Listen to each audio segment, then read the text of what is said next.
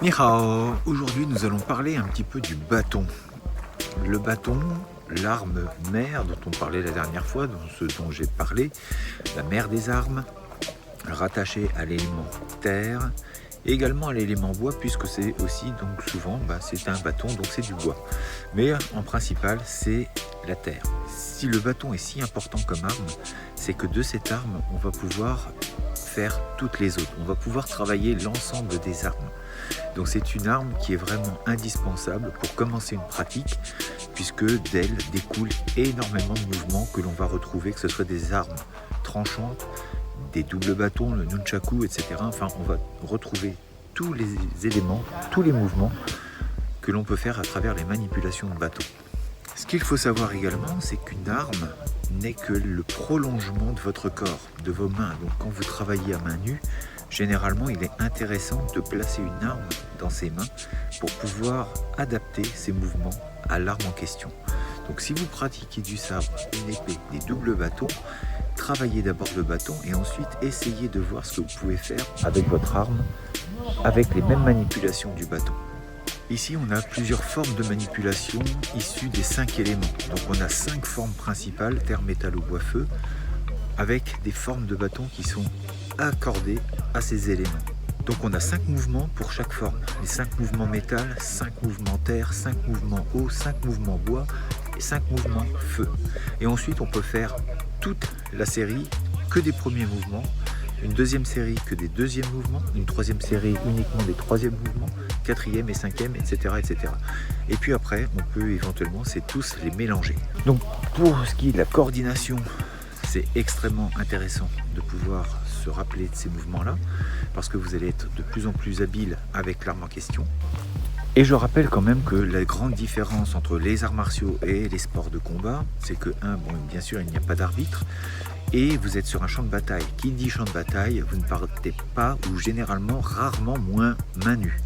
On ne part pas sur un champ de bataille les mains nues. C'est une mort assurée. Donc à l'époque, qu'est-ce qu'ils avaient ? Ils avaient des armes. Et s'ils perdaient l'arme, ils se débrouillaient avec les mains, et pas l'inverse. On partait pas les mains nues, et puis si on trouve une arme sur le champ de bataille, se dire c'est cool, j'ai une arme. Non, c'est l'inverse, on part avec une arme et puis il peut arriver qu'on perde son arme, donc du coup on va se battre à main nue. Donc les mouvements étaient adaptés également. Si vous savez faire des mouvements avec le bâton, vous allez faire exactement les mêmes main nue et les applications restent quasiment les mêmes. Donc là ils sont en train de réviser un petit peu justement tous ces mouvements qui sont issus des éléments.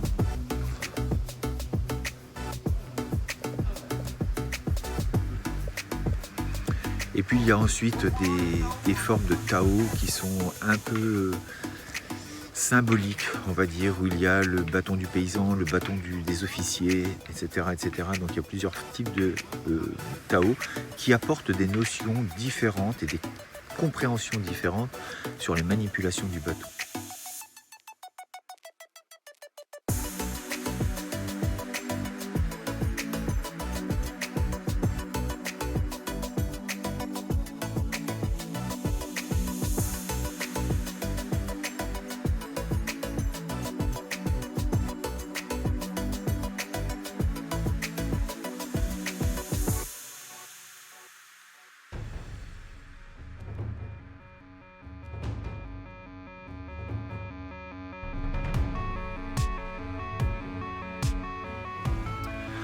On peut mettre par analogie ceci par rapport, donc le bâton, une arme dans vos mains, c'est exactement la même chose que vos projets, que vos rêves.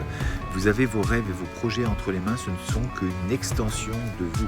C'est ce que vous voulez projeter. Et donc, vous allez faire exactement la même chose qu'avec un bâton. Vous allez donc avoir des moments de frappe, des moments de défense. Et dans votre vie, sur les projets, ça va être pareil. Il y a des moments où vous allez booster, vous allez passer à l'action.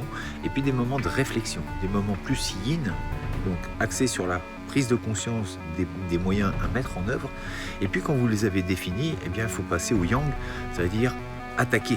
Et en ce qui concerne le travail par deux ou à plusieurs, c'est pareil aussi pour ces projets. Il va falloir faire vos projets, les construire avec des gens qui sont autour et qui n'ont pas forcément les mêmes projets que vous. Donc il va falloir harmoniser tout ça pour que tout se fasse de façon la plus positive possible. Que vos projets soient menés à terme et que ceux qui ont aussi leur projet ne soient pas embarrassés par les vôtres et que si on peut faire du gagnant-gagnant, et bien là on est passé à un stade nettement supérieur. Et c'est ce que je vous souhaite. Souhaitons-nous donc plein de beaux projets, plein de positivisme, et puis je vous dis à très bientôt pour une prochaine vidéo. Restez forts, restez beaux et surtout restez bienveillants. Ça Étienne.